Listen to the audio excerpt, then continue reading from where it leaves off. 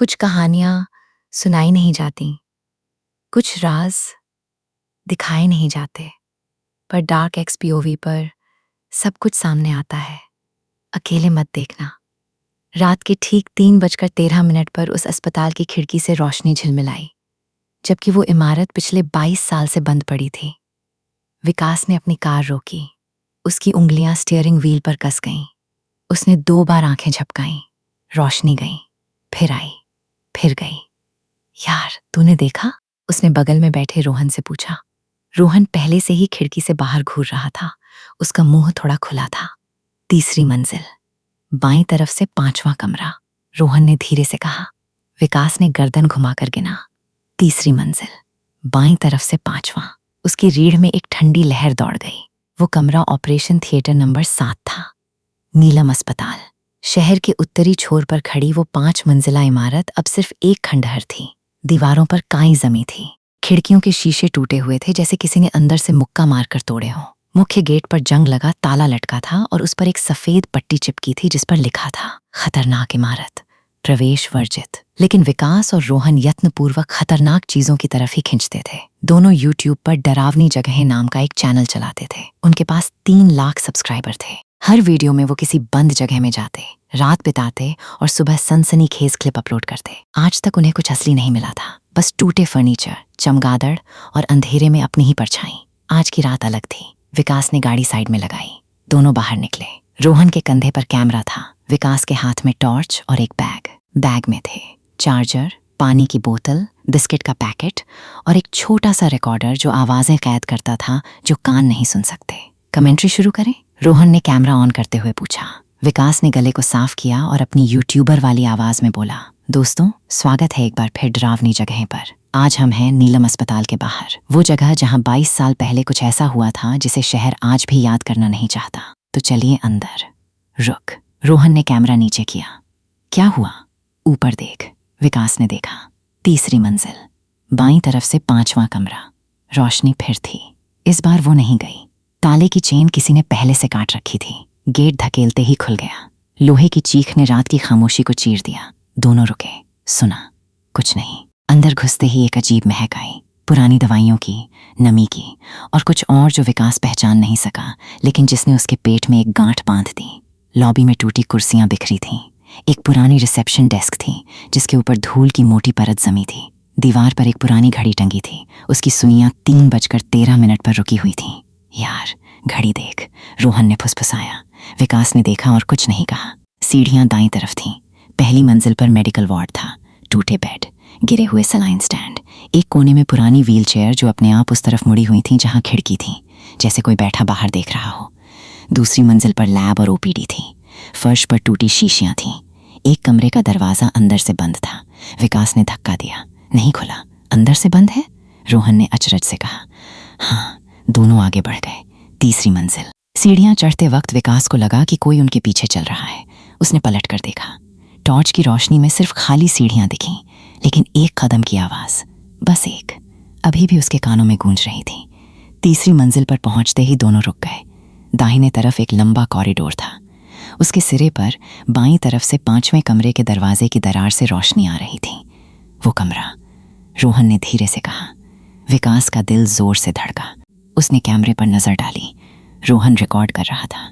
उसने खुद को याद दिलाया, ये सब वीडियो के लिए है। कोई नहीं होगा वहां, कोई नहीं। वो दोनों कॉरिडोर में आगे बढ़े। हर कदम के साथ रोशनी थोड़ी तेज होती जा रही थी। 5वां दरवाजा, उस पर नंबर प्लेट थी, OT9-7। विकास ने दरवाजे पर दस्तक दी। खामोशी। उसने हाथ लगाया। दरवाजा खुल गया।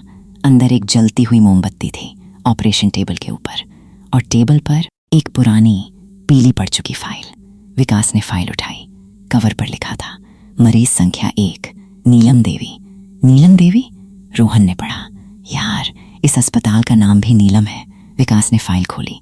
पहला पन्ना, एक्सरे रिपोर्ट, तारीख 14 मार्च 2002। दूसरा पन्ना, डॉक्टर की हस्तलिखित टिप्पणियां। लिखावट इतनी उखड़ी हुई थी जैसे डॉक्टर के हाथ कांप रहे हों। मरीज असामान्य व्यवहार कर रही है, रात को बात करती है, किसी से जो कमरे में नहीं है।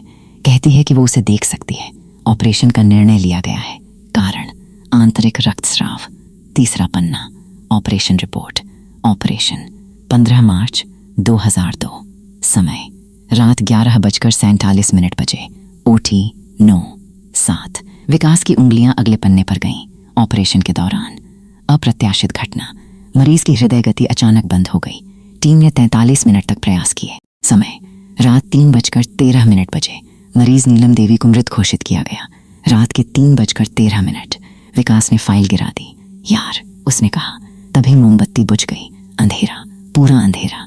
विकास ने टॉर्च जलाई। हाथ कांप रहे थे। रोशनी की लौ दीवारों पर नाचने लगी। चल यहाँ से, रोहन ने कहा। हाँ। दोनों दरवाजे की तरफ मुड़े।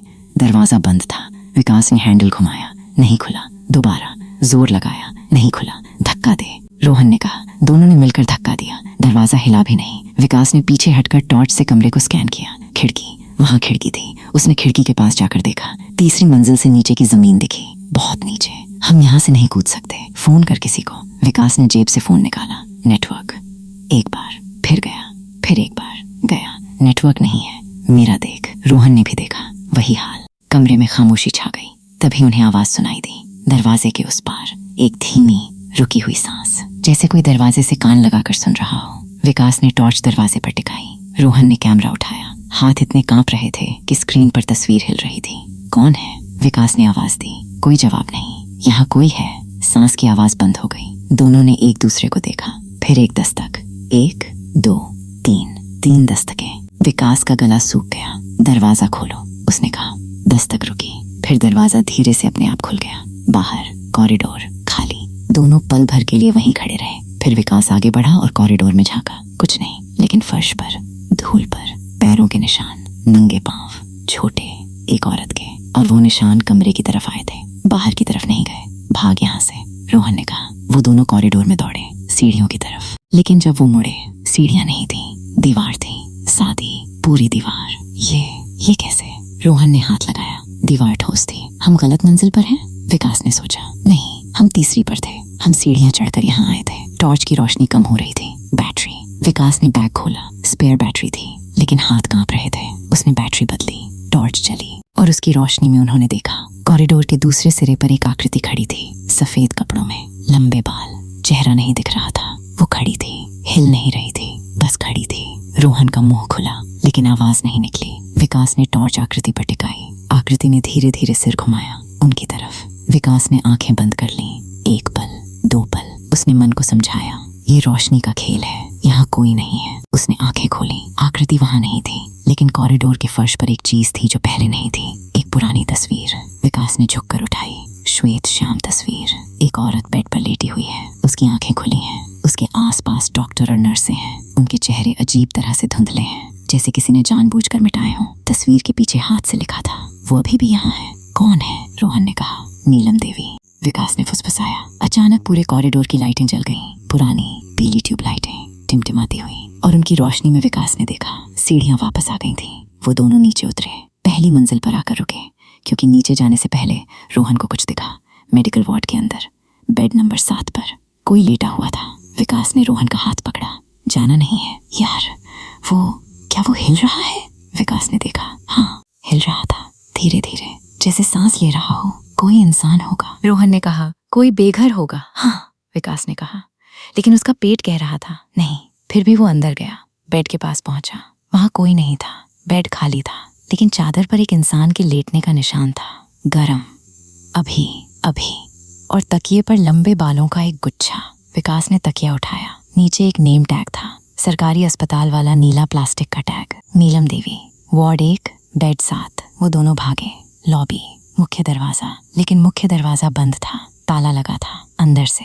यार, हम अंदर से कैसे बंद हो गए? रोहन ने ताले को खींचते हुए कहा। विकास कुछ बोलने वाला था, तभी उसे आवाज सुनाई दी।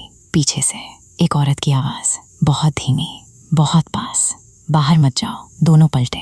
रिसेप्शन डेस्क के पीछे एक औरत बैठी थी, बुजुर्ग, सफेद बाल, सफेद साड़ी, चेहरे पर गहरी झुर्रियां, और उसकी आंखें पूरी सफेद थीं। विकास की जीभ जम गई। रोहन ने कैमरा नीचे कर लिया। बुजुर्ग औरत हिली नहीं, बोली, बैठ जाओ, मैंने कुछ नहीं करना, बस बात करनी है। आवाज में कोई खतरा नहीं था, बस थकान थी। विकास ने एक गहरी सांस ली। आप कौन है? मेरा नाम सरला है, मैं यहाँ नर्स थी। यहाँ इस बंद अस्पताल में? बंद था। मेरे लिए कभी बंद नहीं हुआ। उसने एक धीमी मुस्कान दी जो मुस्कान से ज्यादा दर्द थी। 22 साल से यही हूँ। क्यों? रोहन ने पूछा। क्योंकि मुझे माफी नहीं मिली। खामोशी। उस रात, नीलम देवी की रात, मेरी वजह से हुआ, सरला ने बताया। 15 मार्च 2002 की रात, operation theatre number 7। Neelam Devi की सर्जरी चल रही थी। सब ठीक था, सब नियंत्रण में था, लेकिन सरला ने गलत दवाई दे दी। मैं थकी हुई थी। 24 घंटे की शिफ्ट थी। मैंने बोतल का लेबल ठीक से नहीं पढ़ा। उसकी आवाज कांपी। नीलम का दिल बंद हो गया। हम बचा नहीं सके उसे। आपने बताया किसी को? नहीं। एक लंबी चुप्पी। मैंने फाइल बदल दी, गलती छुपा दी। सब सोचते रहे प्राकृतिक मृत्यु थी। और नीलम का परिवार? उसका एक बेटा था, 8 साल का। उसे किसी ने नहीं बताया, बस कहा माँ भगवान के पास चली गई। विकास ने गहरी सांस ली। फिर ये अस्पताल बंद क्यों हुआ? मेरी वजह से, सरला ने कहा। जब मैं घर गई वो रात, मुझे नींद नहीं आई, महीनों तक नहीं आई। मैं वापस आती रही यहाँ, माफी मांगती रही नीलम से। एक रात, 1 साल बाद, मैं खुद इसी कमरे में, मैंने खुद को, वो रुकी। विकास समझ गया। अस्पताल की बदनामी हो गई। 1 साल में 2 मौतें, एक मरीज की, एक स्टाफ की। लोगों ने आना बंद कर दिया। अस्पताल बंद हो गया। तो आप? रोहन ने धीरे से कहा। हाँ, सरला ने कहा। मैं भी यहाँ हूँ, नीलम भी यहाँ है, दोनों। लेकिन आप हमसे क्या चाहती हैं? सरला खड़ी हुई। उसकी पीठ झुकी हुई थी। वो धीरे धीरे उनके पास आई। नीलम का बेटा, उसने कहा। उसे सच बताओ। उसे बताओ कि उसकी माँ कैसे मरी। हम कैसे जाने? वो कहाँ है? उसका नाम आकाश है। वो अब 30 साल का है। वो इसी शहर में रहता है। सरला ने एक कागज का टुकड़ा आगे बढ़ाया। ये उसका पता है। विकास ने कागज लिया। अगर आपने उसे नहीं बताया। सरला की आवाज धीमी हो गई। नीलम यहाँ से कभी नहीं जाएगी, और जो भी यहाँ आएगा वो भी नहीं जाएगा। विकास ने रोहन को देखा। रोहन ने कागज को देखा। ठीक है, विकास ने कहा, हम बताएंगे। सरला मुस्कुराई और गायब हो गई। मक्खी दरवाजा खुल गया। दोनों बाहर निकले। रात की ताज़ी हवा उनके चेहरों से टकराई। विकास ने गहरी सांस ली। उसके पैर कांप रहे थे। गाड़ी में बैठे चुप। 5 मिनट बाद रोहन बोला, वीडियो डिलीट। विकास ने कहा, 3 लाख सब्सक्राइबर, डिलीट।